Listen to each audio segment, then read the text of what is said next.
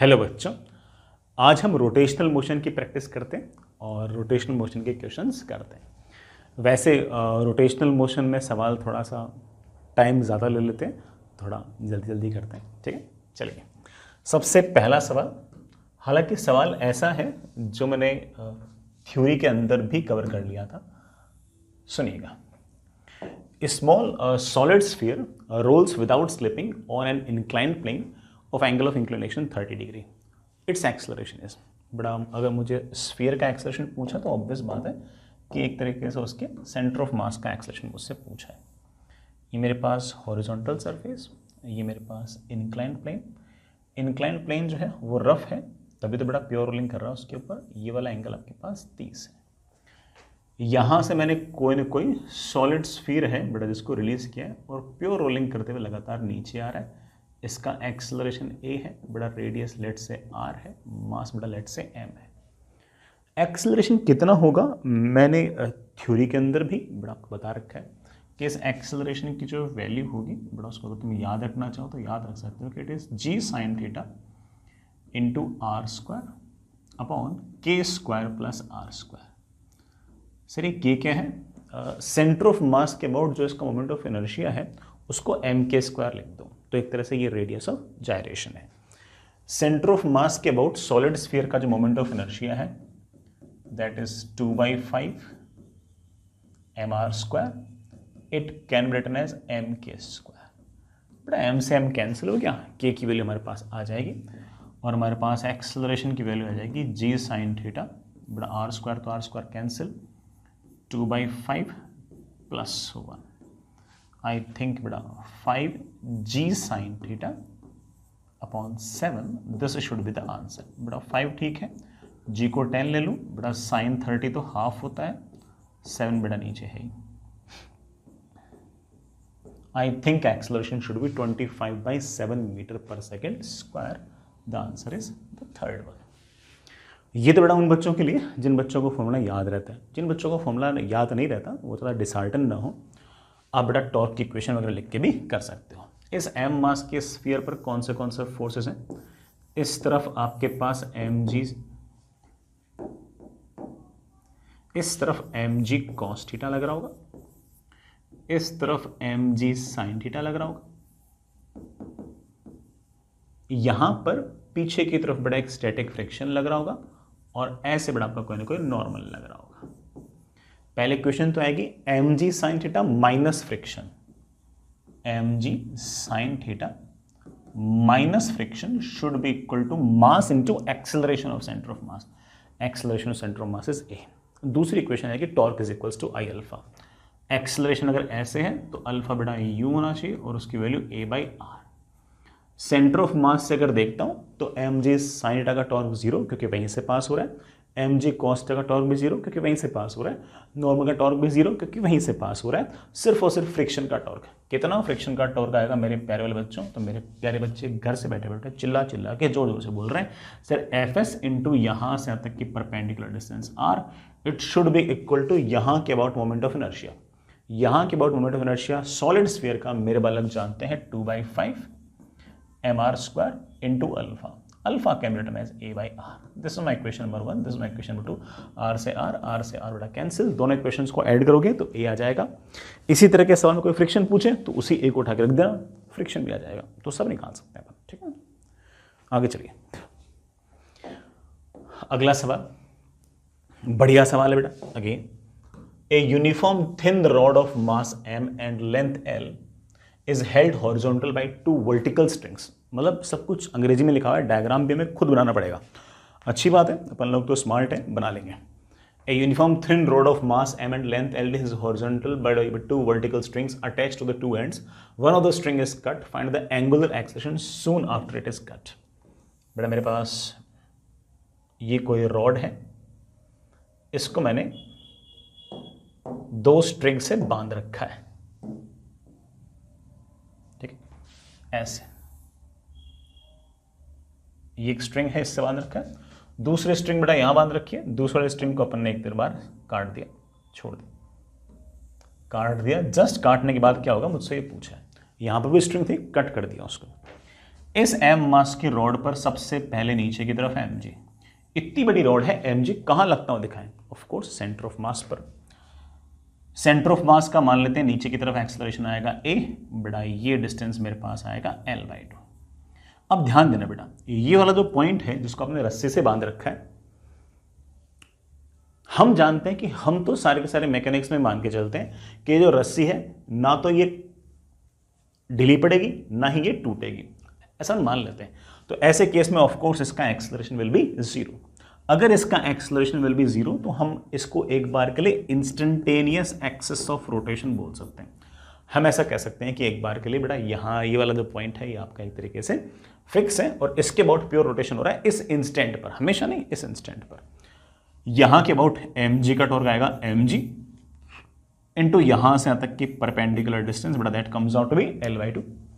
It should be equal to I into alpha. यहां के about I कितना होगा? यहां के अबाउट मेरे वाला की याद करके बैठे कि that is ml²/3 into alpha. बेटा l से l कैंसिल, m से m कैंसिल, अल्फा की वैल्यू मेरे ख्याल से आ गई है 3g/2l। बेटा 3g/2l must be some option, of course 3g/2l is the third option. बस बेटा ये वाला काम तभी करना जब ये वाला पॉइंट आपका रेस्ट पे हो। अगर कभी आपको लगे कि ये वाला पॉइंट के पास खुद के पास कोई एक्सेलरेशन आ गया बेटा, फिर हम यहां से नहीं कर पाएंगे, फिर तो हम सेंटर ऑफ मास से ही कर पाएंगे। ठीक, आगे चलते हैं बेटा।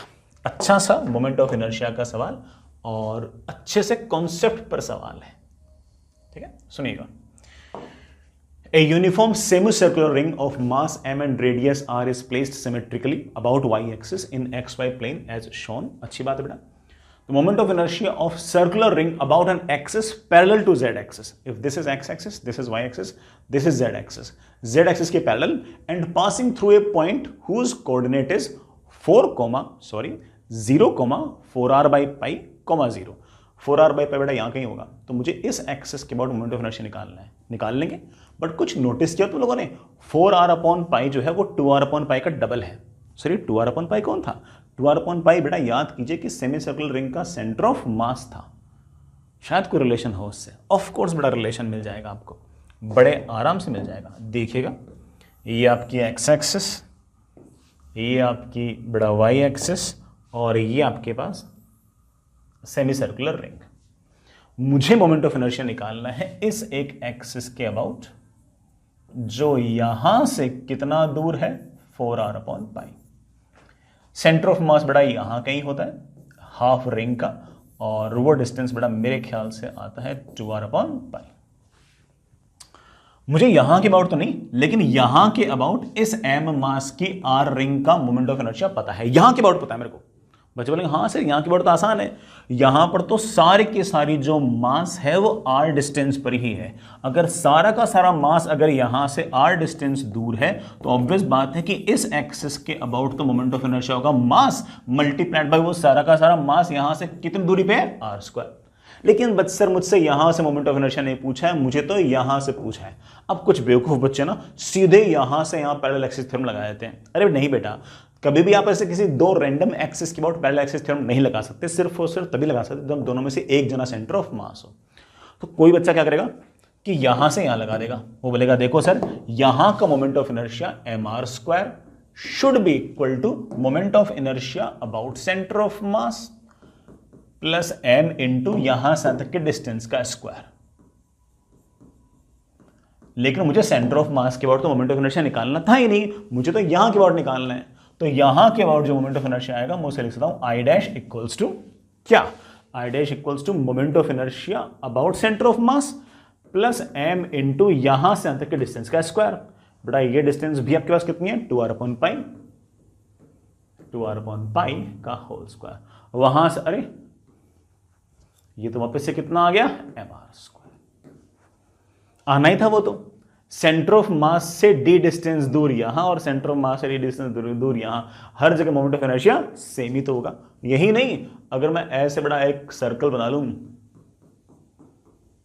तो यहां के अबाउट, यहां के अबाउट, यहां के अबाउट, यहां के अबाउट, यहां के अबाउट, यहां के अबाउट, यहां के अबाउट, यहां के अबाउट, हर एक पॉइंट के about moment of inertia same ही आएगा क्योंकि सारे के सारे पॉइंट जो सेंटर ऑफ मास से सेम दूरी पे हैं। तो अगर ये वाला एक्सिस अगर सेंटर ऑफ मास से 2r/pi डिस्टेंस पे है तो ये वाले एक्सिस पे डिस्टेंस 2r/pi डिस्टेंस पे है, तो यहां के अबाउट और यहां के अबाउट मोमेंट ऑफ इनर्शिया तो सेम ही आएगा।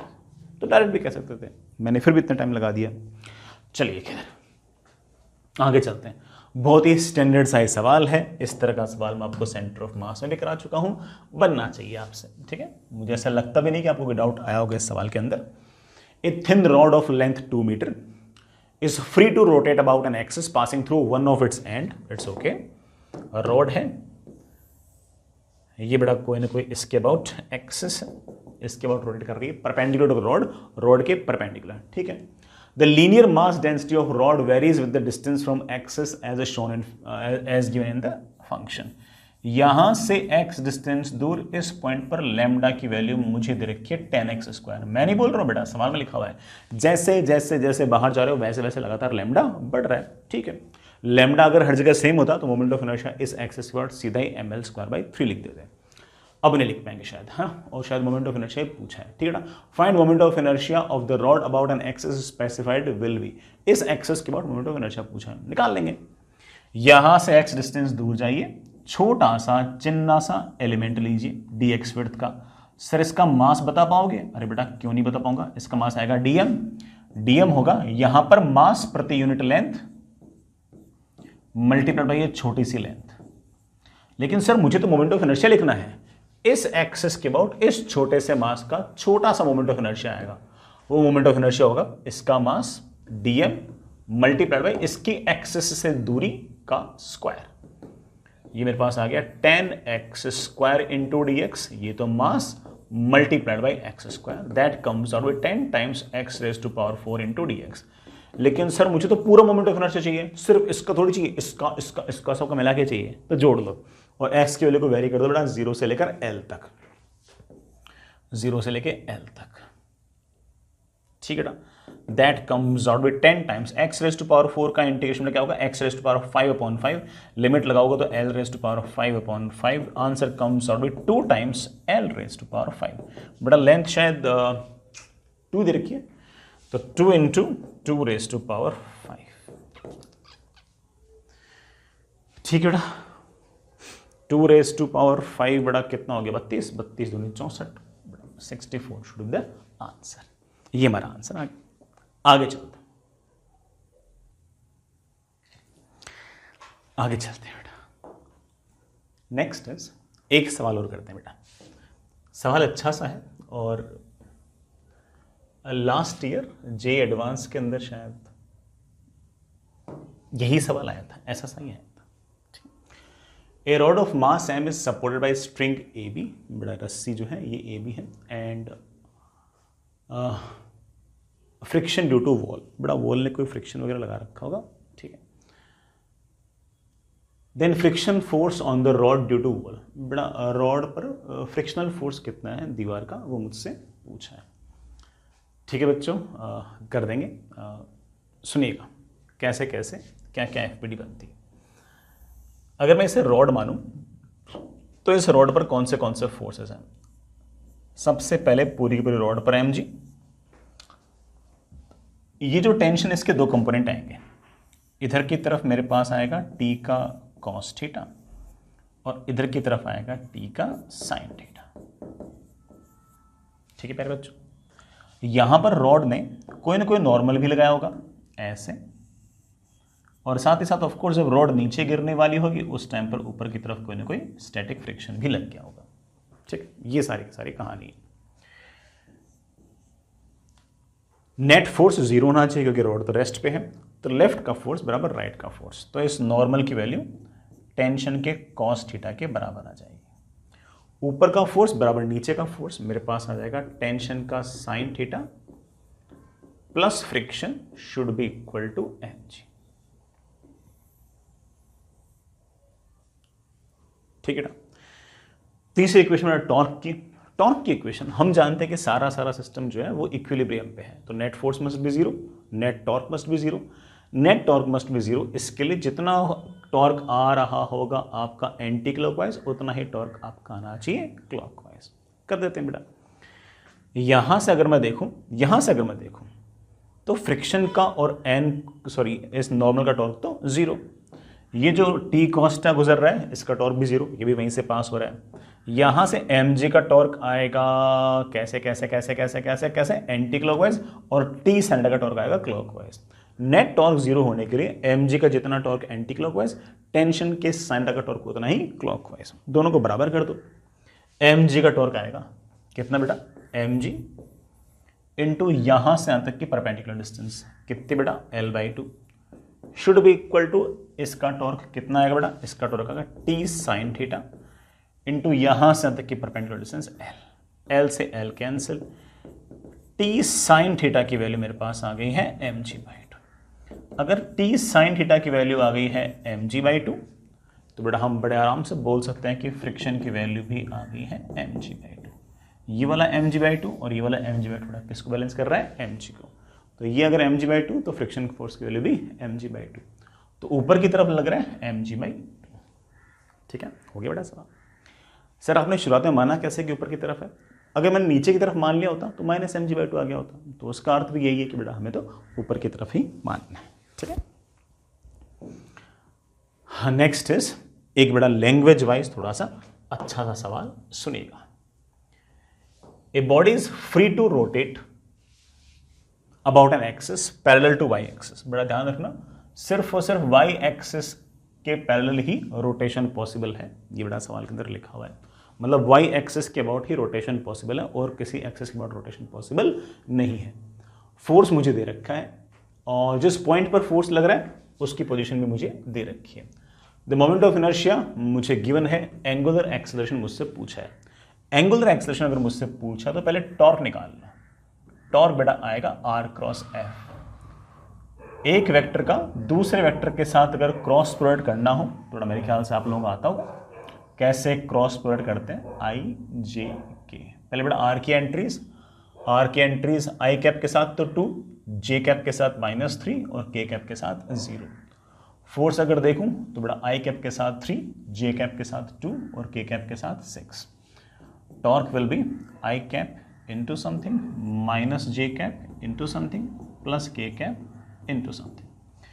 कितना आएगा बेटा टॉर्क, आई कैप के साथ क्या आएगा बेटा, दिस इंटू आई कैप में बेटा ये और ये हटा दिया करो, this into this minus this into this, -18 -0 बेटा -18। माइनस जे कैप के साथ क्या आएगा, इसको और इसको भूल जाओ बेटा, 12 -0 12। के कैप के साथ क्या आएगा, इसको और इसको भूल जाओ, 4 -9 बेटा 13 आ जाएगा, 4 + 13। तो कुल मिलाकर मेरे पास टॉर्क जो आ गया बेटा वो आ गया -18 आई कैप -12 जे कैप +13 के कैप। मगर बेटा मैं क्लियर कर दूं कि थोड़ा सा बेवकूफ बनाया गया है। मुझे तो सिर्फ और सिर्फ है ना टॉर्क में ये जो जे कैप के साथ लिखा हुआ है ना यही लिखना है, बाकी सारे के सारे नहीं लिखने। सर क्यों नहीं लिखना बेटा, बाकी इसलिए नहीं लिख रहे क्योंकि सवाल के अंदर साफ साफ मुझे कह रखा है कि y एक्सिस के अबाउट ही रोटेशन पॉसिबल है, x एक्सिस और z एक्सिस वाले रोटेशन पॉसिबल नहीं है। कोई और एक्सटर्नल टॉर्क होंगे, उन्होंने इनको बैलेंस कर दिया होगा। मैं नहीं बोल रहा हूं बेटा, सवाल में लिखा हुआ है। तो नेट टॉर्क आपका ये ना होकर ये होगा, ये x कंपोनेंट और z कंपोनेंट किसी न किसी तरीके से आपने कैंसिल कर दिए होंगे। सवाल में लिखा बेटा ये बात। तो आपका टॉर्क है ये, this torque should be equal to I into alpha. I कितना है मेरे प्यारे बच्चों, आई है मेरे पास 10 SI यूनिट में into of course alpha. Alpha की मेरे पास वैल्यू आ गई है -1.2 जे कैप, -1.2 जे कैप। बेटा ऐसा कोई ऑप्शन है क्या, यस यस यस ऑप्शन है बेटा, ऑप्शन नंबर इज 3rd। अगर यही वाला सवाल अगर एक्चुअल एग्जाम में आता, जेई के एग्जाम में आता, तो जिस बच्चे का दिमाग में बढ़िया तरीके से चलता है वो पहले कहता है कि सर ये वाले ऑप्शन ये वाले ऑप्शन ये वाले ऑप्शन गलत हैं, क्योंकि उसमें सवाल के अंदर साफ साफ कह रखा है कि रोटेशन जो है वो सिर्फ और सिर्फ वाई एक्सिस के अबाउट ही है। तो जो भी आपके एंगुलर एक्सेलरेशन वगैरह हैं वो वाई एक्सिस वाले ही होने चाहिए। इसमें एक्स एक्सिस के लॉन्ग दे रखा है, इसमें जेड एक्सिस के लॉन्ग दे रखा है, इसमें एक्स वाई जेड तीनों के अबाउट दे रखा है। ऐसा तो पॉसिबल ही नहीं है, पॉसिबल तो सिर्फ और सिर्फ 3rd ऑप्शन है। तो कोई बच्चा अगर एक्चुअल जे के अंदर अगर वाला सवाल कर रहा है तो वो सीधा भी आंसर लिख सकता है, पूरा करने की जरूरत नहीं है। आगे चलते हैं बच्चों, next is angular momentum conservation का बेटा एक छोटा सा सवाल सुनिए बेटा। एक cubical block of side A is moving with velocity v on A horizontal smooth surface, okay. मैं बना देता हूँ। लेट्स से बड़ा आपके पास ये हॉरिजॉन्टल स्मूथ सरफेस है, ठीक है। इसके ऊपर बड़ा कोई बॉक्स वगैरह आ रहा है, क्यूबिकल ब्लॉक है वो आ रहा है ऐसे, ठीक है।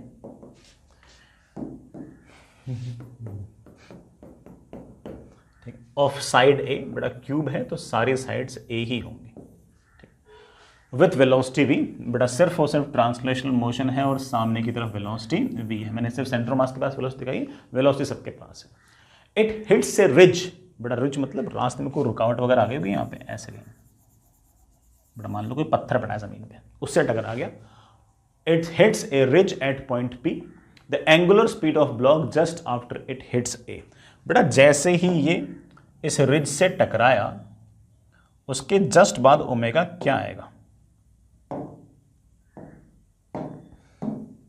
बड़ा ये टकराया, इस रिज से जैसे ही टकराएगा ये ऐसे इस रिज के अबाउट ऐसे ओमेगा से घूमने लग जाएगा। मुझसे ये ओमेगा पूछा है, निकाल देंगे।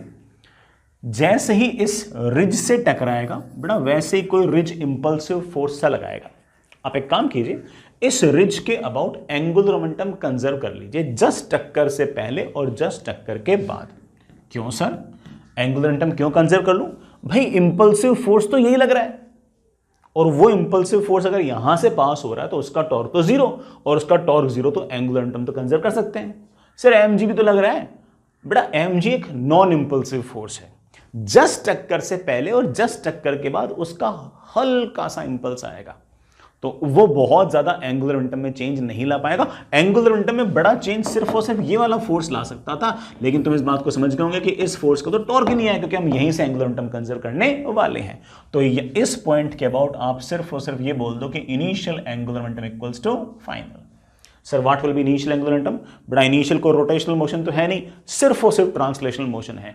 ट्रांसलेशनल मोशन में पूरी की पूरी बॉडी को पड़ा हुआ मान लो सेंटर ऑफ मास पे, सेंटर ऑफ मास के पास बड़ा वेलोसिटी है ऐसे, तो एंगुलर मोमेंटम होगा मास इनटू वेलोसिटी। ये जो वेलोसिटी है इसकी यहां से परपेंडिकुलर डिस्टेंस। प्यारे बच्चों ये परपेंडिकुलर डिस्टेंस कितनी है? तो मेरे बच्चे बोलेंगे सर इसकी परपेंडिकुलर डिस्टेंस है a/2, should be equal to final angular momentum. Sir what's the final angular momentum? Finally अगर ध्यान से देखो तो अब ट्रांसलेशनल मोशन नहीं है, एक तरीके से इस रिज के अबाउट प्योर रोटेशनल मोशन है, तो यहां के about I into omega. Sir I क्या लिखूं? बड़ा I वैसा ही लिखो जैसे किसी स्क्वायर का लिखते थे, जैसे किसी स्क्वायर का लिखते थे, क्यूब का और स्क्वायर का। अगर सॉलिड क्यूब है तो बड़ा उस सॉलिड क्यूब का इनर्शिया और मोमेंट ऑफ इनर्शिया और क्यूब का मोमेंट ऑफ इनर्शिया सेम ही आएगा। यहां के अबाउट बड़ा सॉलिड क्यूब का सॉरी बड़ा स्क्वायर का आया करता था ma²/3, यहां के अबाउट ma²/3, तो यहां के अबाउट 2ma²/3। जैसे उसका मोमेंट ऑफ इनर्शिया 2ma²/3 आता था, वैसे ही बड़ा आपके इस क्यूब का भी 2ma²/3 ही आएगा। चाहो तो बड़ा इस बात को याद भी रख सकते हो कि क्यूब का moment of inertia about any as 2ma²/3 आएगा। स्टैंडर्ड सा रिजल्ट है। और बेटा सॉल्व करना, m से m गया, a से a गया, ओहो ओहो ओहो क्या आंसर आ गया बेटा? आंसर आ गया 3v/4a। भगवान करे ऐसा कोई ऑप्शन हो, भगवान करे ऐसा कोई ऑप्शन हो, है पहला ये हमारा आंसर है। समझ गया बच्चा? आगे चलते। Next is a mass m is moving at a speed v perpendicular to the rod at distance d। बड़ा अच्छी बात है। रॉड का मास बड़ा दे रखा है 6m, बड़ा ठीक है। Is pivoted around a frictionless axle. बड़ा आराम से पहले सवाल पढ़ लो, मैंने बड़ा कर दिया। Is pivots around a frictionless axle running through its centre. बड़ा ये एक्सेस है, ये फिक्स है। It strikes and stick to the end of the rod. ये पार्टिकल आता है और इससे टकराता है, चिपक जाता है। बड़ा ये वाली चीज़ तो मैंने क्लास में भी कर रखी थी, यही वाला सवाल था, बस वहाँ पर मैंने कैपिटल एम और स्मॉल एम में रखा था, बस इस सवाल में इतना करिए कैपिटल एम की वैल्यू 6m दे रखी है, ठीक है। The moment of inertia of the rod about the centre is of course md²/12, पता ही बेटा अपन को तो। Then the angular speed of the system just after the collision. Just collision के बाद एंगुलर स्पीड क्या होगी, कर लेंगे बेटा। देखना क्या सिचुएशन है। ये आपके पास रॉड है प्यारे बच्चों, ठीक है। इस रॉड को मैंने बीचों बीच से हिंज कर रखा है, इसका मास बड़ा कैपिटल M है, और यहां से d/2 डिस्टेंस दूर ये एक m मास का पार्टिकल कितनी वेलोसिटी से आता है बेटा? v वेलोसिटी से आता है। आया आया आया, टकराया और चिपक गया, आया आया आया, टकराया और चिपक गया, तो सारा का सारा सिस्टम ऐसे ओमेगा से घूमने लग गया। जैसे ही ये आकर टकराकर चिपका, इस पर फोर्स लगा आगे, इस स्मॉल एम पर ये फोर्स लगा पीछे। कहीं से भी अगर देखूंगा तो इस फोर्स का टॉर्क जो है वो रॉड पर आएगा ऐसे और पार्टिकल पर आएगा ऐसे। अगर दोनों को सिस्टम मान लूंगा तो वो टॉर्क हो जाएगा जीरो, क्योंकि एक जने पर एंटी क्लॉकवाइज, एक जने पर क्लॉकवाइज। लेकिन सर एक फोर्स और है जिसका टॉर्क आ सकता है, कौन? Hinge force. आकर टकराएगा तो हिंज फोर्स लगाएगी। अगर हिंज फोर्स का टॉर्क आ गया तो मेरे बच्चे बोले सर एक काम करो, हिंज से ही एंगुलर मोमेंटम कंजर्व कर दो। अगर हिंज से अगर एंगुलर मोमेंटम कंजर्व करोगे तो जो भी हिंज फोर्स लगाएगा तो यहीं से पास होगा, और अगर वो यहीं से पास होगा तो उसका टॉर्क, उसका एंगुलर मोमेंटम तो कंजर्व कर, उसका टॉर्क तो जीरो आएगा, और अगर टॉर्क जीरो आएगा तो एंगुलर मोमेंटम कंजर्व कर सकते हैं। तो इस तरह के सवाल में जब भी कभी बॉडी हिंज्ड हो तो सबसे बेस्ट तरीका यह है कि एएमसी अप्लाई किया करो, एंगुलर मोमेंटम कंजर्वेशन। किसके अबाउट? हिंज के अबाउट, क्योंकि हिंज का जो फोर्स होगा उसका तो टॉर्क जीरो आ जाएगा, और बाकी सारे फोर्सेस को जो टॉर्क है वो पेयर बना के कैंसिल कर देंगे, आराम से करते हैं। Initial angular momentum is equals to final. Initial, rod तो रेस्ट पे है तो इनिशियल एंगुलर मोमेंटम तो जीरो। सर पार्टिकल का? पार्टिकल के पास m मास है, v वेलोसिटी है, और यहां से d/2 डिस्टेंस पर है, तो मेरे पास आ गया m into we into d/2, that should be equal to final. Finally मेरे बच्चे बोलेंगे सर फाइनली तो ना ये दोनों अलग अलग नहीं है, एक बॉडी हो चुकी है और प्योर रोटेशन मोशन कर रही है। भाई वो पार्टिकल आया आया आया, टकराया और चिपक गया। अब ये रॉड और ये पार्टिकल सब एक ही हैं और प्योर रोटेशन मोशन कर रहे हैं ऐसे, तो सीधा का सीधा लिख देना I इंटू ओमेगा। रॉड का तो मेरे बच्चों को मोमेंट ऑफ इनर्शिया याद ही रहता है, सेंटर से गुजरने वाली एक्सिस के अबाउट ml²/12, बड़ा लेंथ l नहीं है, d है, प्लस प्लस प्लस ये m मास का पार्टिकल d/2 डिस्टेंस की दूरी पर है, तो मेरे बच्चों कितना आ जाएगा md²/4। बड़ा कर लेना सोल यार, ठीक है। कैपिटल M को बड़ा क्या रख देना, 6m रख देना, आपका आंसर आ जाएगा। मैंने बेटा चेक नहीं किया कौन सा आंसर है, आप कर लेना। आगे चलते हैं बेटा, नेक्स्ट इज थोड़ा सा मजदूरी वाला सा ही सवाल है, कोई बड़ा हाई फाई बात इसमें है ही नहीं। A particle of mass 2 kg is moving such that at any time t its position vector is given as। किसी भी टाइम पर 2 kg के पार्टिकल की जो पोजीशन है वो मुझे सवाल के अंदर दे रखी है, कितनी दे रखी है बेटा, 5i cap minus 2t² j cap. अगर मुझे पार्टिकल की वेलोसिटी निकालनी होगी तो कैसे निकाल लूंगा, ऑफ कोर्स बेटा डिफरेंशिएट करके, माइनस 4t j कैप, ठीक है ना।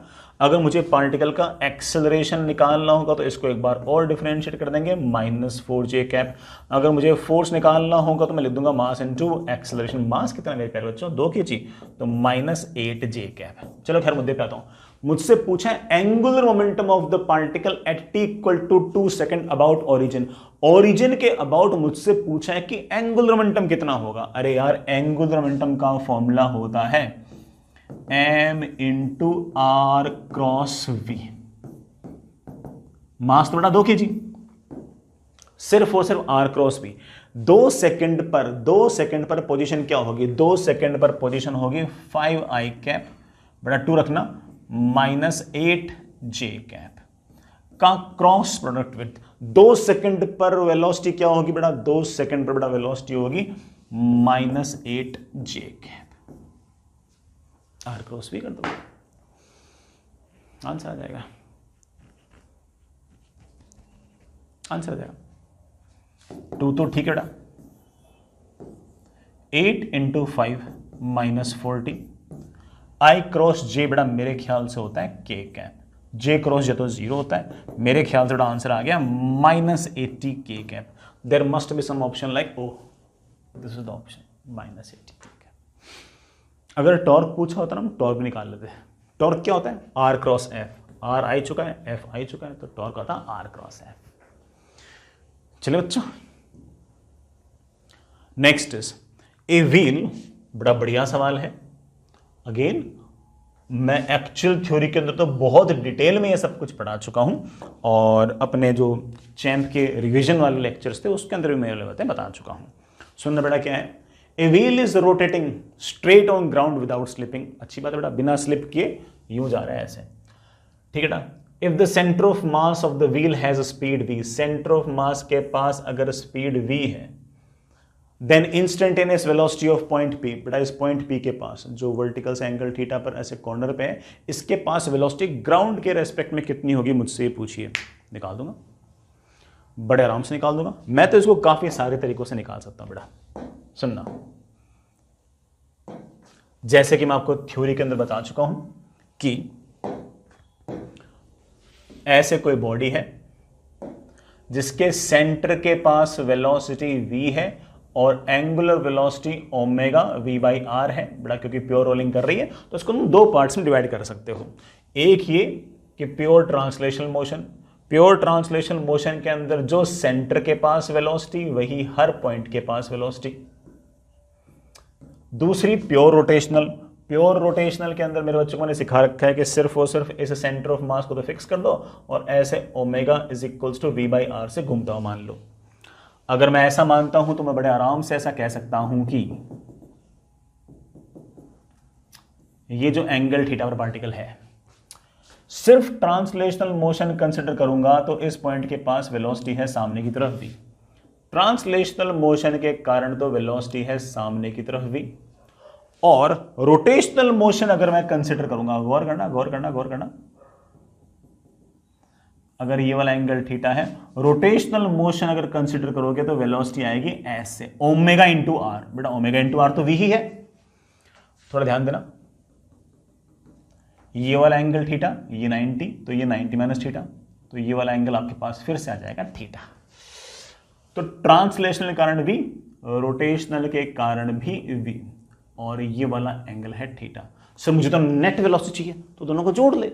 इस पॉइंट P की जो नेट वेलोसिटी आएगी बेटा दैट विल बी, क्या फॉर्मूला बता दो बेटा दो वेक्टर को जोड़ने के लिए, a square plus B square plus 2a into B into cos of angle between them. बेटा अभी बाहर आ गया under root of 2 times 1 plus cos theta. बेटा जी ठीक है, 1 plus cos theta can be written as 2 times cos square theta by 2। Answer comes out to be 2v cos theta by 2। ये मेरा आंसर आ गया। ये आंसर बेटा there must be some option like that, 2v cos theta by 2। Second answer आ गया 2v cos theta by 2। कोई बच्चा अगर ना करना चाहे सवाल, तो सवाल ना करना चाहे तो फिर वो तो करेगा नहीं, लेकिन मतलब मान लो कि कोई बच्चा अगर इतनी सारी कैलकुलेशन ना करना चाहे वो भी आंसर निकाल सकता है, क्योंकि उसे पता है, उसने याद कर रखा है कि सर प्योर रोलिंग वाले केस में आपने याद कर रखा है कि इस वाले पॉइंट की अगर वेलोसिटी v है तो सबसे ऊपर वाले पॉइंट के पास वेलोसिटी 2v है। ऊपर वाला पॉइंट मतलब theta is equals to 0, theta equals to 0 वाले पॉइंट के पास वेलोसिटी 2v है। तो सर थीटा इक्वल टू 0 रखने पर 2v आना चाहिए। इसमें थीटा इक्वल टू 0 रखता हूं तो 0 आता है, इसमें थीटा इक्वल टू 0 रखता हूं तो 0 आता है, इसमें थीटा इक्वल्स टू 0 रखता हूं तो v आता है। और हम तो जानते हैं थीटा इक्वल टू 0 वाले पार्टिकल की वेलोसिटी कितनी है 2v। इसमें थीटा इक्वल टू 0 रखता हूं, cos 0 is 1, 1 into 2v is 2। Of course this is the answer. थोड़ा गुस्सा आ रहा होगा तुम लोगों को, सर ने इतना पूरा क्यों किया। मैं तो बड़ा चीज सिखा रहा हूं, जेई वाले इतने खराब ऑप्शन दी जरूर थोड़ी है, और क्या पता दे ही दे। अगर दे देंगे तो अपन स्मार्ट तो है ना, अपन स्मार्ट है ना। ठीक है आगे चलते हैं बेटा। Next is a rod of length L is given two velocities v1 and v2। ठीक है, क्या हो गया, हाँ,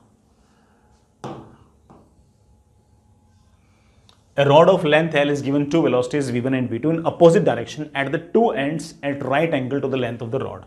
जो अंग्रेजी में बोला है मैं इसकी एक बार हिंदी कर लेता हूं, मतलब डायग्राम लेता हूं। इस पॉइंट के पास वेलोसिटी अगर v1 है रॉड के परपेंडिकुलर, तो इस पॉइंट के पास वेलोसिटी v2 है रॉड के perpendicular. The distance of the instantaneous axis of rotation, instantaneous axis of rotation को हम बोलते हैं IAR।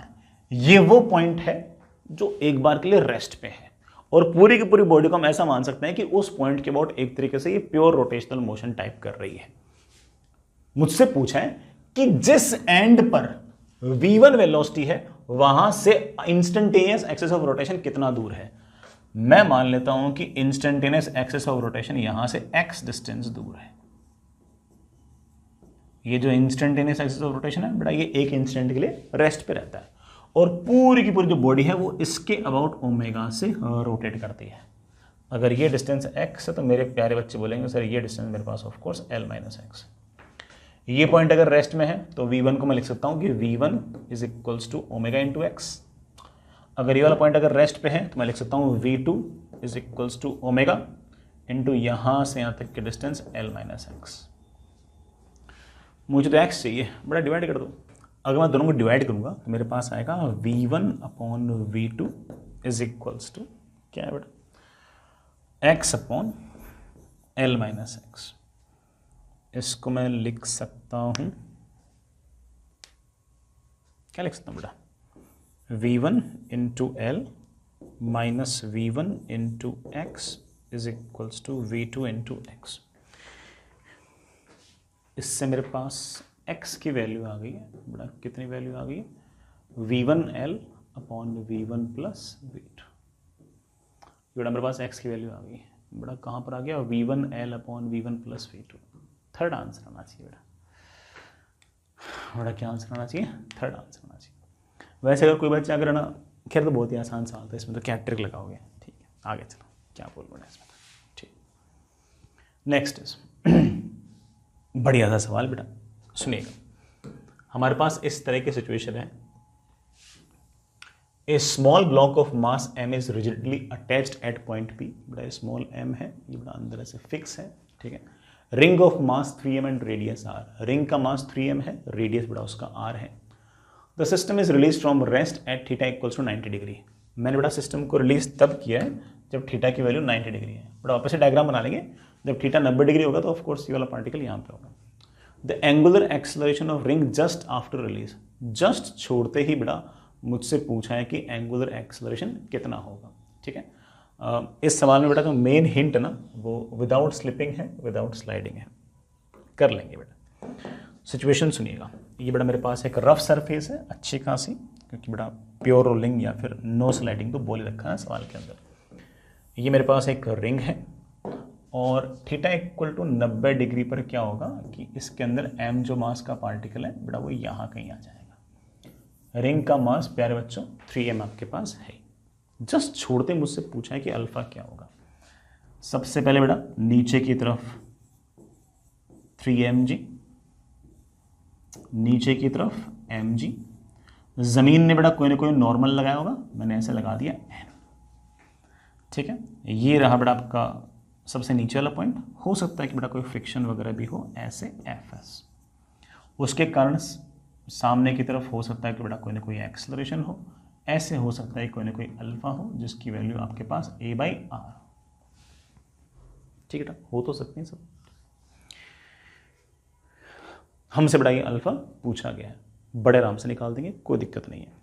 सुनना बेटा, इस पूरे के पूरे सिस्टम पर हॉरिजॉन्टल डायरेक्शन में इकलौता फोर्स लग रहा है Fs, that should be equal to पूरे सिस्टम का मास। बेटा पूरे सिस्टम का मास मेरे पास आएगा 4m मल्टीप्लाइड बाई a।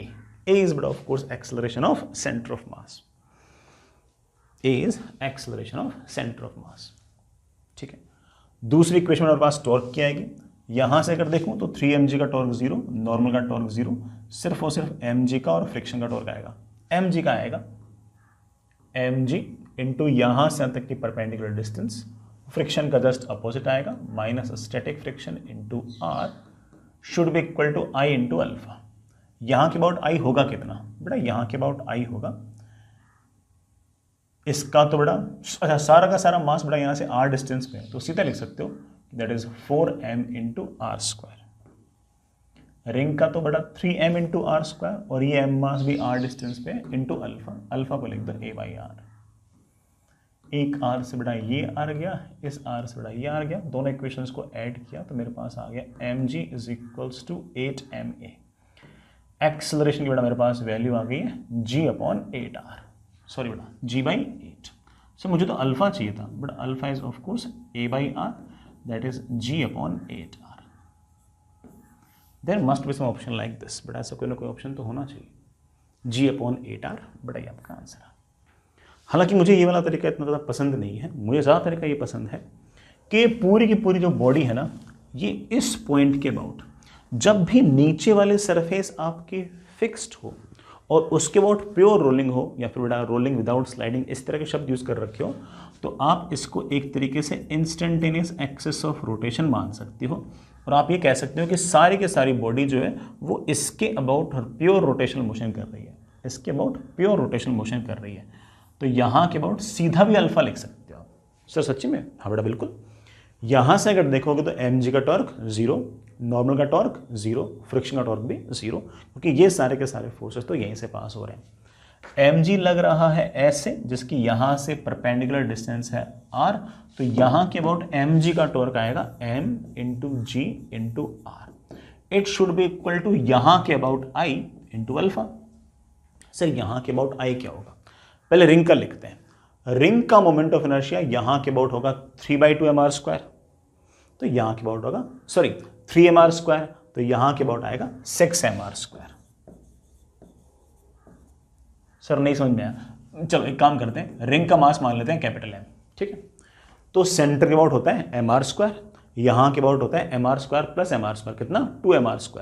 तो यहाँ के अबाउट मोमेंट ऑफ इनर्शिया चाहे 2 mr², 2 capital mr², capital M की क्या है 3m, तो यहाँ से आ गया 6 mr²। Plus plus plus plus इस m मास का मोमेंट ऑफ इनर्शिया लिखता हूँ बेटा, ये m मास तो पॉइंट मास है और यहाँ से √2r डिस्टेंस की दूरी पर है, तो उसका मोमेंट ऑफ इनर्शिया आ जाएगा m इंटू √2r का स्क्वायर। ये मेरे पास हो गया 8mr² इंटू अल्फा। बड़ा m से m गया, r से r गया, बड़ा आपका वही आंसर वापस से आ गया। आगे चलते हैं बेटा। नेक्स्ट इज आसान से बेटा सवाल, लेकिन इन सालों में बेटा जेई ने इस तरह का सवाल पूछ रखा है, इसलिए बेटा मैं कराता हूँ। हालांकि बेटा हो सकता है कि आपके पास जो आंसर की आई हो उसमें रॉन्ग आंसर आ गया हो। करते बेटा इस सवाल को, आराम से पढ़िए, अच्छा सा सवाल है। A roller of weight W is rolled over a wooden block. बेटा ये वुडन ब्लॉक है ऐसे, इसके ऊपर से बेटा इसको खींचना है, तो सामने की तरफ फोर्स लगा दिया है। The force F required to just cause the said motion. कम से कम कितना फोर्स लगाऊं कि जस्ट ये ऊपर ऐसे आ जाए। ठीक है बेटा, बनाते हैं डायग्राम। ये हमारा एक तरीके से रोलर हो गया, ये इसके नीचे की जो हॉरिजॉन्टल सरफेस है बड़ा वो हो गया।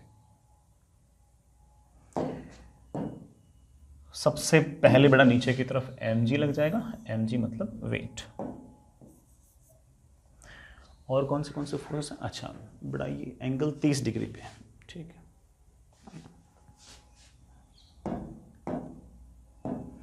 मतलब ये हॉरिजॉन्टल,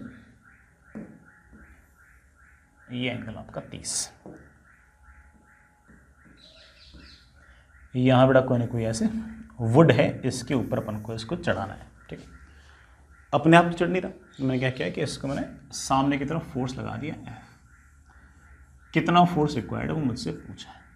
यहां से देखना बेटा, क्योंकि इस पॉइंट के अबाउट रोलर यूं उठेगा, ऐसे यूं उठेगा, ठीक।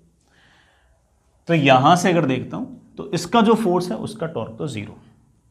यहां के अबाउट इस W का टॉर्क कितना आएगा? W इंटू बेटा यहाँ से यहाँ तक की परपेंडिकुलर डिस्टेंस।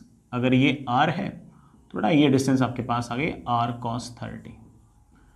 बेटा cos 30 is I think √3/2, W into √3/2। ये वाला F फोर्स इस पूरी की पूरी बॉडी को रोटेट तभी करा पाएगा जब इस F फोर्स का जो टॉर्क जो कि क्लॉकवाइज आने वाला है वो इस W के टॉर्क को बैलेंस कर ले। हालांकि हल्का सा उससे ज्यादा होना चाहिए, बट वो मिनिमम पूछा मेरे से। इस F का टॉर्क कितना आएगा? इस F का टॉर्क आएगा F, ये F लग रहा है, ये परपेंडिकुलर डिस्टेंस, बेटा this perpendicular distance is of course r sin 30। r sin 30 बेटा कितना? r/2। ये बेटा r था, r से r कैंसिल, बेटा F की वैल्यू मेरे पास आ गई √3 टाइम्स ऑफ W। मुझे कम से कम बेटा √3 टाइम्स W फोर्स की जरूरत पड़ेगी। हालांकि मैं √3 W से थोड़ा सा ज़्यादा चाहिए होगा तभी तो बेटा उठेगा, ठीक। बट हमें पूछा है मिनिमम कितना फोर्स रिक्वायर्ड है, तो उस केस में आप √3 W बोल सकते हो, ठीक है। नेक्स्ट इज बेटा अगेन काफ़ी थ्योरेटिकल सा ये सवाल है, मतलब जब हम थ्योरी में पढ़ते हैं ना उसका ही सवाल है। आराम से इत्मीनान से बेटा सवाल पढ़िए। A cubical box of side l rest on a rough horizontal surface with coefficient of friction mu. अच्छी बात है बेटा, क्यूबिकल बॉक्स है, रफ सरफेस पर इस तरह से चिल मचा रहा है। A horizontal force F is applied on the block. If coefficient of rest rotation is sufficiently high so that block does not slide before toppling, the minimum force required to topple the block. कम से कम कितना force लगाऊं कि बेटा ये topple कर जाए? तो सबसे पहली बात बेटा, जो फोर्स लगाना है ना, ये सबसे ऊपर वाले पॉइंट पे लगाओ, ऐसे, तो उसका टॉर्क ज्यादा आएगा, तो टॉपल करना आसान होगा। इसे टॉपल करना है बिना स्लिप के, before sliding, does not slide, block does not slide, बिना स्लिप के टॉपल कराना है। तो ऑब्वियस बात है, स्लाइड नहीं कर रहा तो बेटा आगे की तरफ तुमने फोर्स अगर एफ लगाया तो पीछे की तरफ फ्रिक्शन लग गया होगा, और वो फ्रिक्शन बेटा कितना आना चाहिए? कैपिटल एफ आना चाहिए। कितना आना चाहिए बेटा? कैपिटल एफ आना चाहिए। और कौन से फोर्स हैं, और कौन से फोर्स हैं, और कौन से फोर्स हैं? एम जी भी लग रहा होगा, एम जी बेटा सेंटर पे ऐसे लग रहा होगा। सर नॉर्मल देखते बेटा, यहां से अगर देखो तो ये एफ घुमाने की कोशिश कर रहा है ऐसे, ये फ्रिक्शन भी घुमाने की कोशिश कर रहा है ऐसे। दोनों जने अगर ये घुमाने की कोशिश कर रहे हैं तो नॉर्मल बीचों बीच शिफ्ट ना होकर राइट में शिफ्ट हो जाएगा। और मैं जैसा याद करा चुका हूं आपको, जस्ट टॉपलिंग वाले केस में नॉर्मल जो है बेटा वो एज पर चला जाएगा, और यहां से आपको सिर्फ और सिर्फ टॉर्क बैलेंस करने और कुछ नहीं करना। करता हूं बेटा, यहां से एम जी का टॉर्क तो जीरो, यहां से इस एक्सटर्नल फोर्स का टॉर्क आएगा, external force into perpendicular distance L/2, ये वाला फोर्स आ रहा है क्लॉकवाइज, इस फ्रिक्शन का टॉर्क भी क्लॉकवाइज, कितना? F into perpendicular distance L/2, दोनों का टॉर्क बड़ा क्लॉकवाइज है। यहां से ये भी घुमाना चाह रहा है ऐसे, यहां से ये भी घुमाना चाह रहा है ऐसे, इन दोनों को बैलेंस करेगा नॉर्मल का टॉर्क। नॉर्मल की वैल्यू तो mg के बराबर है, mg इंटू यहां से ये नॉर्मल मल्टीप्लाई यहां से perpendicular distance is L/2 cancel, बड़ा मेरे पास आ गया है 2F is equals to mg। F की वैल्यू आ गई है बेटा कितनी? mg/2। बेटा कोई ऑप्शन है क्या? यस। मिनिमम फोर्स कितना रिक्वायर्ड होगा बेटा? mg/2। आगे चलते हैं बच्चों। Next is A solid cylinder of radius 2 meter is kept on an inclined plane as its base and does not slide. बड़ा ठीक है, अच्छी बात है। The angle of inclined plane is 53 degree with horizontal and it is fixed. ठीक है, diagram बनाएंगे तो आइडिया आ जाएगा। What will be the maximum height of the cylinder for it not to topple? बेटा रेडियस गिवन है, maximum कितनी height होगी कि टॉपल ना करे? फिर से सुन लेना बेटा, 2 मीटर रेडियस है, इंक्लाइंड प्लेन के ऊपर ये सिलेंडर पड़ा है बेटा, ठीक है, सॉलिड सिलेंडर है, angle of inclined plane 53 degree दे रखा है, और इंक्लाइंड प्लेन आपका फिक्स है, और मुझे साफ साफ सवाल के अंदर बोला गया है कि what is the maximum height of the cylinder for it not to topple. बेटा टॉपल ना करे, इसके लिए मैक्सिमम हाइट कितनी हो सकती है, और ये स्लाइड नहीं करता है, इसका हमारा जो सरफेस है वो सफिशिएंटली रफ है। मैं फिर से रिपीट कर दूं सारी की सारी बातें, ये आपके पास हॉरिजॉन्टल, ये आपके पास इंक्लाइंड प्लेन, इस इंक्लाइंड प्लेन का जो एंगल है वो मुझे दे रखा है 53 डिग्री, मुझे सिलेंडर रखा हुआ है ऐसे, बड़ा गौर करना बेटा, सिलेंडर रखा हुआ है ऐसे, तभी तो टॉपल की बातें हो रही है।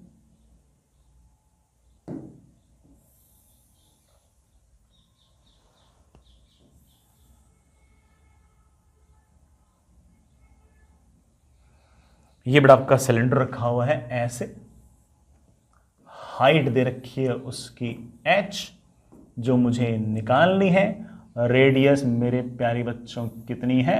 r। मैं बनाता हूं डायग्राम, कौन से फोर्सेस। सबसे पहले बेटा mg के दो कंपोनेंट आएंगे, इस तरफ आएगा mg cos 53, इस तरफ आएगा mg का sin 53।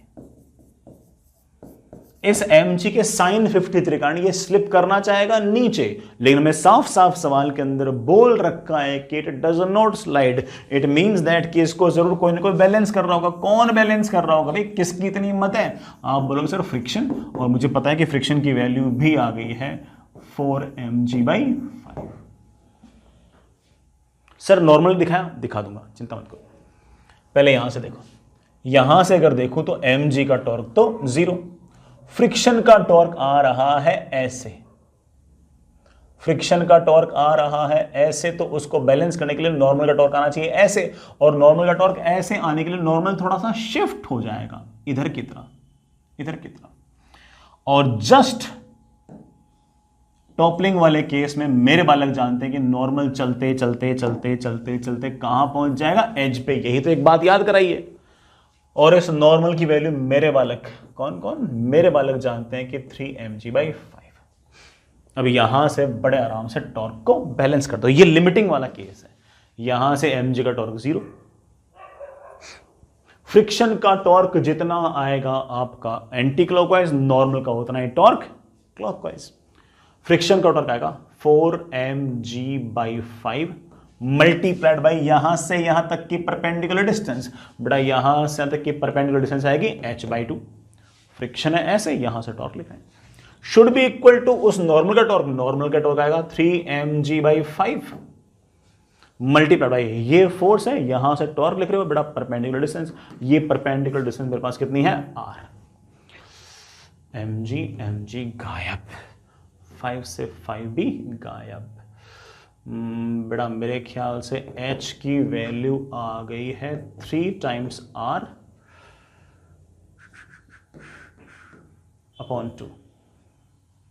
बेटा that is 3 times r upon 2। बेटा रेडियस शायद 2 मीटर दे रखे, 2/2 कैंसिल, आई थिंक बेटा height comes out to be 3 metre. हमारा आंसर आ गया। बढ़िया सवाल, आगे चलते हैं, आगे चले बच्चों। और नेक्स्ट इज, अरे बेटा तो ऐसे ही फर्जी सा ही है, तुम ही कर लोगे यार, मेरी क्या जरूरत है तुम्हें, मतलब इस सवाल के लिए। Each point mass 2 kg is connected at the end of a uniform rod of length 1 meter, mass 1 kg, all the masses are in xy plane, find the moment of inertia about z axis। अरे यार ये तो ऐसे ही बेटा, ठीक है, z axis के और मोमेंट ऑफ इनर्शिया पूछ रखा है। ये जो एंगल 45, 15 से 75 रखे, बेवकूफ बनाने के लिए रखे हैं, ठीक है। ये लेंथ भी 1 मीटर है, ये लेंथ भी 1 मीटर है, ये लेंथ भी 1 मीटर है, तो इसका मोमेंट ऑफ इनर्शिया आएगा 2 इंटू जेड एक्सिस से डिस्टेंस का स्क्वायर, इसका आएगा 2 इंटू जेड एक्सिस से डिस्टेंस का स्क्वायर, इसका भी आएगा 2 इंटू जेड एक्सिस से डिस्टेंस का स्क्वायर। बेटा कितना आएगा, 6 आएगा, ठीक। और रही बात बेटा रॉड्स की, ठीक है, ये थोड़ा पॉइंट मासेस हो गए, और रोड का मास कितना बेटा 1, अच्छा, और रोड का मास कितना है 1 kg। तो ये अगर रॉड है तो ये एक्सिस पास हो रही बेटा उसके कॉर्नर से, तो इसका मोमेंट ऑफ इनर्शिया आएगा ml²/3, इसका भी ml²/3, इसका भी ml²/3, कितना गया 1, 6 and 1 comes out to be 7 आना चाहिए, ठीक है।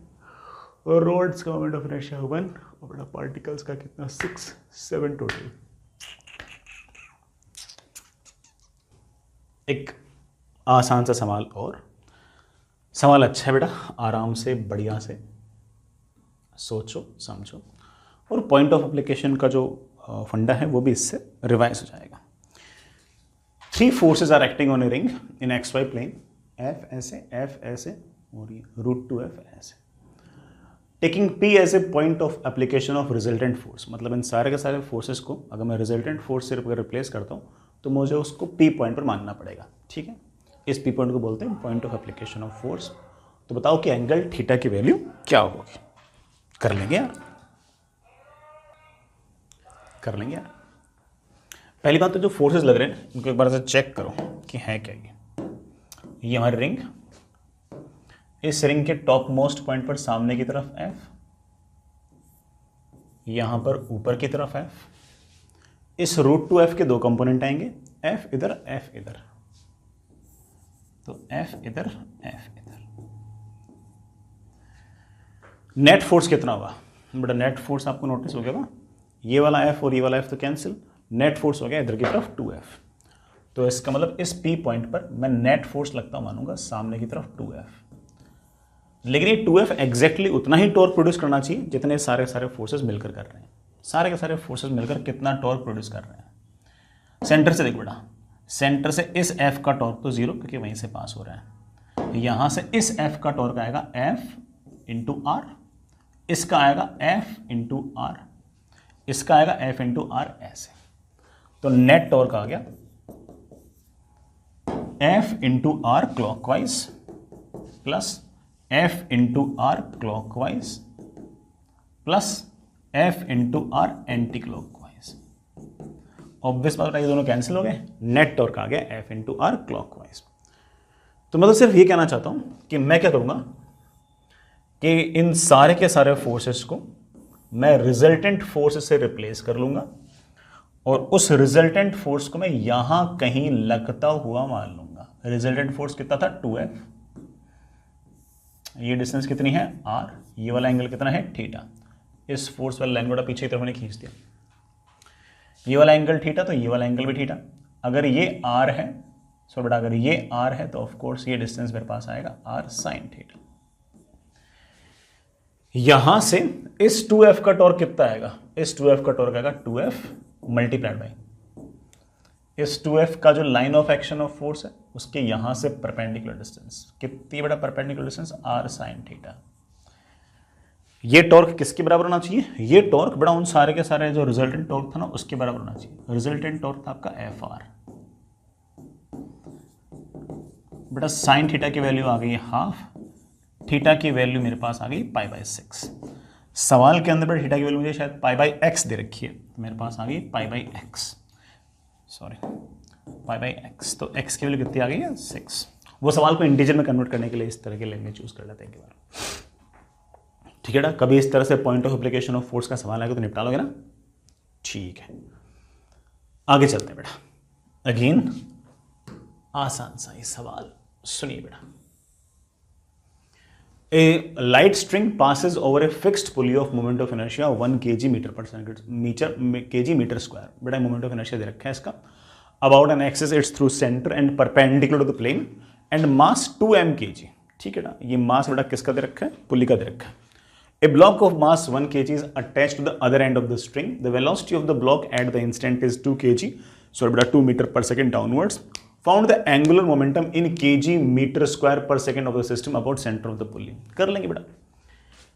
मुझे सारे के सारे इंफॉर्मेशन दे रखी है, मैं एक काम करता हूँ थोड़ा डायग्राम बढ़िया बना लेता हूँ, है ना। मुझे इसके लिए रेडियस भी चाहिए, बड़ा गौर करना। जो पुल्ली है उसका मास है कैपिटल M 2 kg, तो उसका मोमेंट ऑफ इनर्शिया जब भी पुल्ली बोल रखा हो तो बेटा हम उसे हमेशा सॉलिड सिलेंडर मानेंगे। मोमेंट ऑफ इनर्शिया आएगा mr²/2। बेटा मोमेंट ऑफ इनर्शिया मुझे दे रखा है 1, मेरे पास आ गया that is equals to mass है बेटा 2 kg इंटू r²/2 should be equal to 1। बेटा रेडियस मेरे ख्याल से मेरे पास आ गया है 1 मीटर, ठीक है। और रेडियस मेरे पास अगर 1 मीटर है तो सुनिएगा, ये बड़ा बीचों बीच से ऐसे, इसके पास कुछ ना कुछ वेलोसिटी है बेटा। इसके पास मास कितना है 1 kg और इसके पास वेलोसिटी है 2 मीटर पर सेकेंड।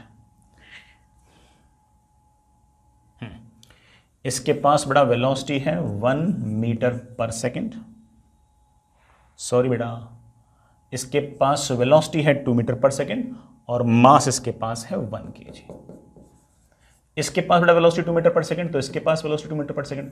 इसके पास वेलोसिटी अगर 2 मीटर पर सेकेंड तो ओमेगा कितना आएगा, ओमेगा आएगा 2 मीटर पर सेकेंड अपॉन रेडियस। बेटा radius radius radius radius radius कितना 1 है क्या, हाँ रेडियस 1 आया था, तो ओमेगा मेरे पास आ गया है 2 रेडियन पर सेकेंड। इसका मोमेंट ऑफ इनर्शिया मुझे सवाल के अंदर दे रखा है कितना 1। चलिए बेटा करते हैं, मुझसे पूछा है कितना पूरे के पूरे सिस्टम का एंगुलर मोमेंटम होगा। ये तो एक रिजिड बॉडी है ऐसे रोटेट कर रही, तो इसका तो I इंटू ओमेगा, इसका I कितना बेटा 1 इंटू ओमेगा, ओमेगा कितना है 2 प्लस इस पार्टिकल का, इस पार्टिकल को पॉइंट मास मान लो। पॉइंट मास है 2 मीटर पर सेकेंड से भाग रहा है, 1 kg इसका मास है, तो इसकी वेलोसिटी वाली लाइन को ऐसे पीछे की तरफ खींचो खींचो खींचो खींचो खींचो, यहाँ से परपेंडिकुलर डिस्टेंस। बड़ा ऐसे पार्टिकल का एंगुलर मोमेंटम लिखते हैं M into we into R perpendicular. M क्या है, इसका मास 1 kg, वी कितना है बेटा उसकी वेलोसिटी, और ये आर परपेंडिकुलर क्या है, जो भी इसकी वेलोसिटी है उस लाइन ऑफ मोशन का यहाँ से परपेंडिकुलर डिस्टेंस, वो मेरे पास है 1। बेटा 2 + 2 that comes out to be 4। SI unit में हमारा आंसर आ गया। आगे चलें यार। नेक्स्ट इज बेटा थोड़ा सा odd one out kind of question है। बेटा कुछ सवाल तो यार प्रैक्टिस में टफ कराई देते हैं, कुछ सवाल तो एडवांस लेवल के भी होते हैं। ठीक है, कई बार ऐसा लगता है कि कुछ कम से कम बातें ही सीखोगे इस बहाने। In the figure shown a light thin inextensible string is wrapped around a uniform disk। बेटा यूनिफॉर्म डिस्क है, धागा लपेट रखा है। One end of string is fix to ceiling of the lift बेटा सीलिंग से अटैच्ड है। Acceleration A of lift is such that centre of disc does not move with respect to ground. Ground के respect में centre of mass जो fix है। Find the value of A/G। मुझसे पूछा है कि A/G की वैल्यू बताओ। बताएंगे बेटा, ये रही आपकी डिस्क, ठीक है। इसके चारों तरफ हमने धागा लपेट रखा है और धागे को हम ऐसे ऊपर की तरफ खींच रहे हैं। धागा जुड़ा हुआ लिफ्ट से, लिफ्ट का एक्सेलरेशन ऊपर की तरफ है। सेंटर ऑफ मास का किसी प्रकार का कोई एक्सेलरेशन नहीं है। नीचे की तरफ mg लग रहा होगा तो मैं डैम श्योर हूं कि टेंशन की वैल्यू भी mg आएगी।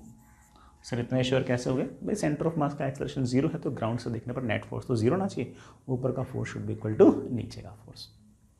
हाँ ये जरूर है कि इसका एक्सेलरेशन भले ही 0 हो देन अल्फा जरूर आएगा। और तो और इस पॉइंट के पास एक्सेलरेशन ऊपर की तरफ a है और यहां से तक डिस्टेंस अगर r है तो मैं बड़े प्यार से बोल पाऊंगा कि अल्फा की जो वैल्यू है it must be equal to A/R। खैर इमोशंस में बह के पूछ क्या रखा है, A/G पूछ रखा है। निकालते हैं, टॉर्क की इक्वेशन लगा दो, यहां से लगा दो सेंटर ऑफ मास से।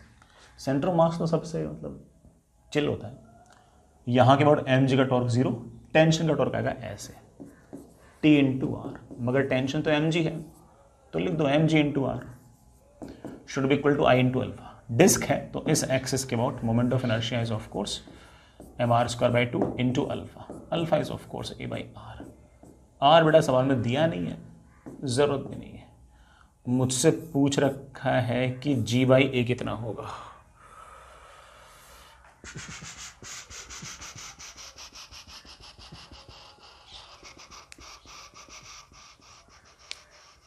G/A पूछ रखा है, A/G पूछ रखा है। A/G पूछ रखा है तो A/G थोड़ा 2 आ गया होगा,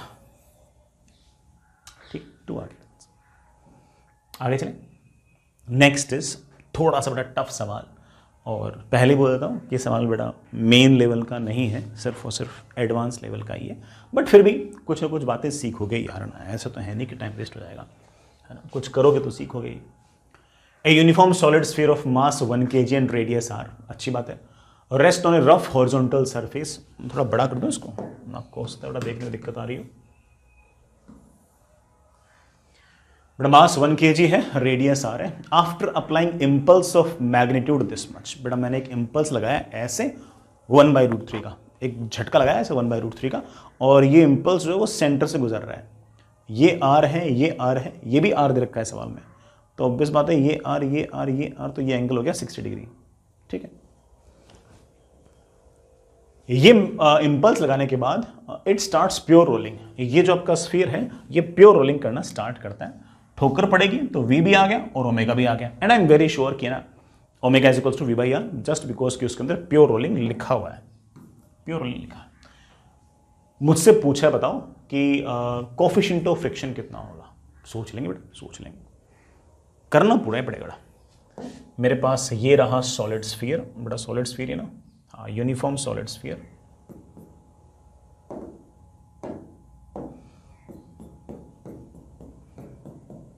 ये आपका सेंटर, और आपने कोई ठोकर मारी बेटा ऐसे, इंपल्स लगाया ऐसे। कितना था बेटा इंपल्स? ये 1/√3, 1/√3। इतना तो बेटा मेरे बच्चे ज्योमेट्री से समझ गए होंगे कि ये वाला एंगल आपका 60 था, ये वाला एंगल आपका 60, तो बेटा ये वाला एंगल भी आपका 60। तो इस 1/√3 के 2 कंपोनेंट हो गए, इस इंपल्स के 2 कंपोनेंट होंगे, 1/√3 का cos 60 और 1/√3 का sin 60। 1/√3 का cos 60,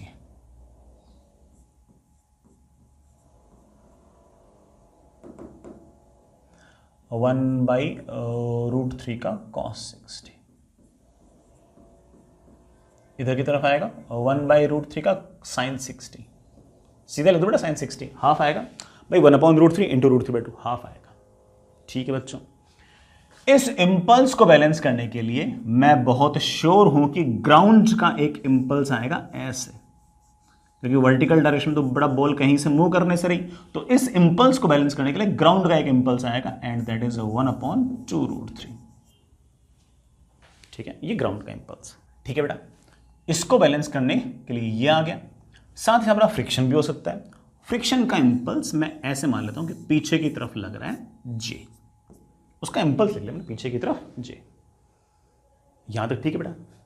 इन सब के कारण सवाल में ऐसा लिखा हुआ है कि सेंटर ऑफ मास के पास वेलोसिटी आ गई है v और प्योर रोलिंग कर रहा है, इसलिए कुछ ना कुछ ओमेगा आ गया है बेटा, कितना v/r। प्योर रोलिंग बोल रखा है फिक्स सरफेस के ऊपर। सबसे पहले हम लगाएंगे इंपल्स मोमेंटम थ्योरम। क्या कहता है impulse momentum theorem? Impulse momentum theorem कहता है कि impulse should be equal to change in momentum. Vertical direction में तो इंपल्सेस बैलेंस हो रखी हैं, तो इसमें चेंज इन मोमेंटम नहीं आएगा। वर्टिकल डायरेक्शन में तो पहले भी सेंटर मास के पास वेलोसिटी नहीं थी और वर्टिकल डायरेक्शन में तो अब भी सेंटर मास के पास वेलोसिटी नहीं है।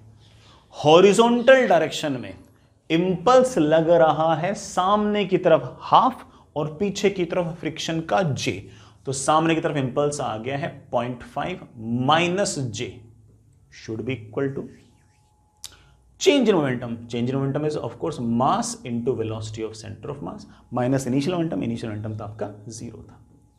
ये तो मैंने लगा दिया है इंपल्स मोमेंटम थ्योरम। जैसे इंपल्स मोमेंटम थ्योरम होता है वैसा ही एक और होता है angular impulse angular momentum theorem, कि जो भी आपका एंगुलर इंपल्स होगा वो हमेशा चेंज इन एंगुलर मोमेंटम के बराबर होगा। किसी बच्चे को ये वाली चीज ना आती हो तो वो सवाल स्किप कर सकता है। ठीक है, मैंने पहले ही बोल दिया था सवाल के स्टार्ट में, बेटा थोड़ा एडवांस लेवल कॉन्सेप्ट तो है ही, अदरवाइज बड़ा बड़ा सब कुछ रखा आपको। ठीक है, सेंटर से एंगुलर इंपल्स कितना होगा? इस इंपल्स ये वाला, अच्छा एंगुलर इंपल्स जब भी लिखना हो तो impulse multiplied by perpendicular distance, जैसा टॉर्क लिखते वैसे। लेकिन ये वाला इंपल्स तो सेंटर से पास हो रहा है तो उसका टॉर्क तो 0, तो एंगुलर इंपल्स भी 0। ये जो नॉर्मल का इंपल्स है ये भी सेंटर से पास हो रहा तो उसका एंगुलर इंपल्स भी 0। सिर्फ और सिर्फ एंगुलर इंपल्स आएगा फ्रिक्शन का आएगा J into perpendicular distance, J into perpendicular distance. बड़ा परपेंडिकुलर डिस्टेंस मतलब रेडियस को R लिख दूं, it should be equal to I into alpha. Sorry, impulse is always equal to change in angular momentum. सेंटर से अगर देखूंगा तो चेंज इन एंगुलर मोमेंटम क्या आएगा? सेंटर से वेलोसिटी वाली टर्म तो आएगी नहीं, कि बेटा वेलोसिटी वाली टर्म तो वहीं से पास हो रही है, सिर्फ और सिर्फ आएगा I about centre of mass into omega. What is I about centre of mass? I about centre of mass solid sphere है ना, तो 2/5 m 2/5 m r square into बड़ा velocity so into omega will be of course v upon r minus initial angular momentum, initial angular आपका 0, r से r गया, r से r गया। j की बेटा मेरे पास वैल्यू आ गई है 2/5 v। इसको उठा के मैं वहां पर रखूं तो मेरे पास आ गया है 0.5 minus 2/5 v is equals to v। 0.5 is equals to 7v/5। बड़ा v की वैल्यू आ गई है 2.5/7। इस v को उठा के बेटा यहां पर रखो तो j मेरे पास आ गया है, j आ गया बेटा कितना? 2/5 into v is 2.5/7। I think बेटा j आ गया 1/7। सर j आ गया मतलब, j मतलब फ्रिक्शन का इंपल्स। अरे भाई फ्रिक्शन के इंपल्स को लिखता हूं म्यू एन डी टी। बेटा म्यू को बाहर निकाल सकते हो, इंटीग्रेशन एन डी टी। ये एन डी टी क्या है बेटा? एन डी टी है आपका नॉर्मल का इंपल्स। अरे नॉर्मल का इंपल्स तो मैं सवाल के अंदर दे रखा है, तो मेरे बच्चे बोलेंगे हाँ सर दे रखा है। म्यू टाइम्स नॉर्मल का इम्पल्स मेरे पास है 1/2√3। बड़ा म्यू की वैल्यू मेरे पास आ गई है 2√3/7। अरे यार काफी बात सारी बातें थी। म्यू की वैल्यू आ गई है 2√3/7। म्यू की वैल्यू आ गई है 2√3/7। बेटा एक्स की वैल्यू पूछिए, एक्स की value comes out to be, x की value comes out to be. ठीक है बेटा, ये मत सोचना कि सर ये angular impulse angular momentum theorem मेरे को नहीं आता, मैं वापस से पढ़ूंगा। अरे बेटा तो सिर्फ उन बच्चों के लिए पढ़ रखा है, पढ़ रखा है तो ठीक है, नहीं पढ़ रखा तो कोई बात नहीं। ठीक है, ऐसा कोई बहुत भारी बात नहीं। ठीक है बच्चों, समझ के होंगे। अगली क्लास में मिलते हैं।